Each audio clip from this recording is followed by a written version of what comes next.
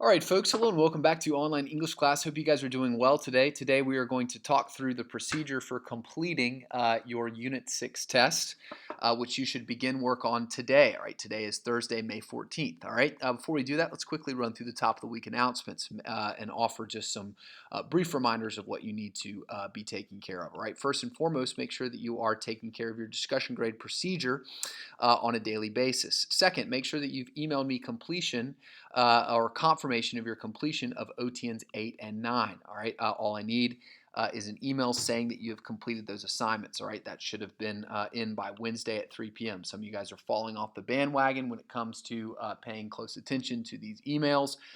It's not a difficult task. It's just a matter of making sure that you've completed the work and also that you remember to send the email. All right, so make sure that you're following closely those instructions, and if you haven't sent that email, go ahead and send it to me today, okay?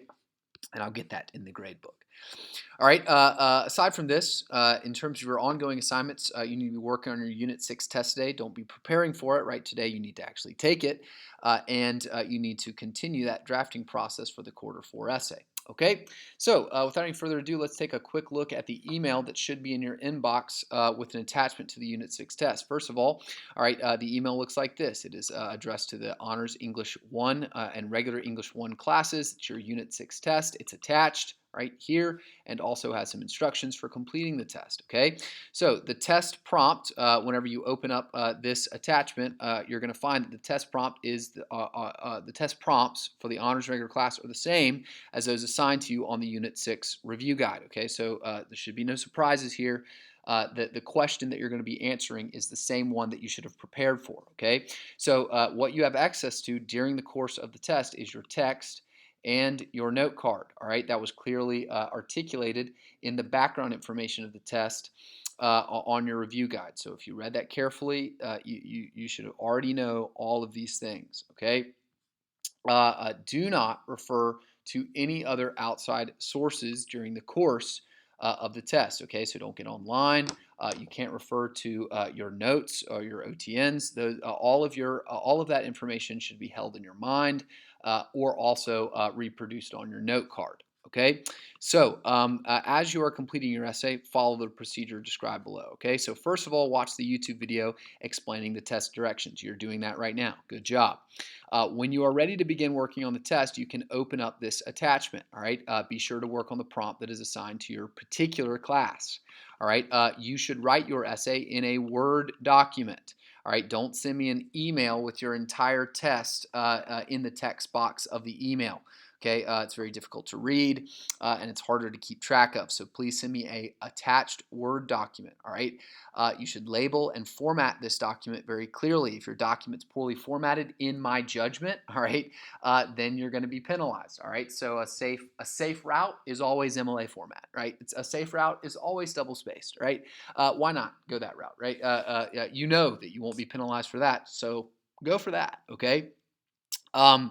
And make sure finally that you submit your test before 3 p.m. on Friday. Okay, include your name and class in the subject line of your email. For example, Cole Solano, the Unit 6 test, that's what Cole is turning in, and Honors English 1. Okay, don't get fancy with the bolded portion of your subject line. Okay, it's how I'm going to filter my inbox, so it needs to be exact. Okay, so if we open up your test prompt, all right, gives you some basic details. All right, these basic details are copied and pasted from your review guide, so all of this information should not be new. The test is an open-ended analysis essay, which means the prompt can be answered using a number of analytical techniques. That is to say that you can hack this essay in a variety of ways. There's not a certain selection of text that you must discuss, but rather you can talk about a wide range of different areas of the text, and obviously you can't talk about every area of the text, or else your essay would be 1,000 pages long. Okay, so your job is to identify and to pursue in your own line of reasoning, in your own interpretive argument, a series of textual evidences that you have deemed important, all right, and that you are going to unpack and discuss. Okay, so you need to organize that information, you need to evidence your interpretation effectively, and you need to write clearly. All right, so well organized, well evidenced, well written. All right, how are you going to be graded? Well, you're going to be graded according to the quality of your central claim, the quality of your evidence, and your commentary on that evidence, the line of reasoning or the organizational pattern of your body paragraphs plural, please, hello, and also your clarity of writing, all right, giving attention to the conventions that were listed in your review guide. Okay, so your response should be around 3 to 5 pages in length. I think that's reasonable. Anything short of that would probably be underdeveloped.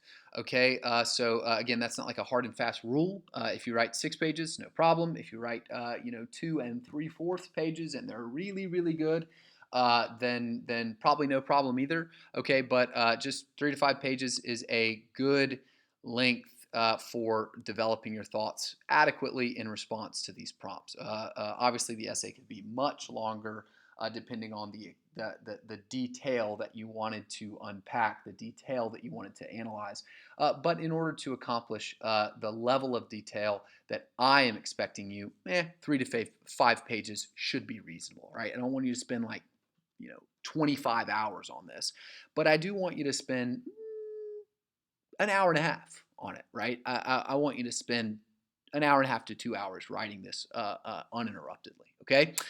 So your honors prompt, your regular prompt, read through it carefully, develop a response that is appropriate to your prompt. Make sure that it's got a clear interpretive thesis statement. Make sure that your textual evidence supports that interpretation, that your commentaries explain how your evidence supports your interpretation. Make sure your body paragraphs are logically organized and your writing style is clear and readable. If you do all of those things, then you will be successful. Okay, it's pretty straightforward. If you do none of those things, you will be deeply unsuccessful. If you do some of those things, you will be moderately successful, right? So it's fairly logical, fairly straightforward here in the way that I'm going to evaluate this. All right. So good luck. Many blessings on you. I hope you enjoyed studying Heart of Darkness to a certain extent. All right, I understand that it's school and I understand that it's work, but I hope that the thoughts that the novel provoked were in some way edifying to you. In some way provoking you to meditate on the nature of your own existence in a way that ultimately an English class, a literature class, a great piece of literature is supposed to provoke you to think. Okay, so I have enjoyed teaching this novel to you, and many blessings in your endeavor to answer these test prompts reasonably and effectively and excellently. All right, good luck.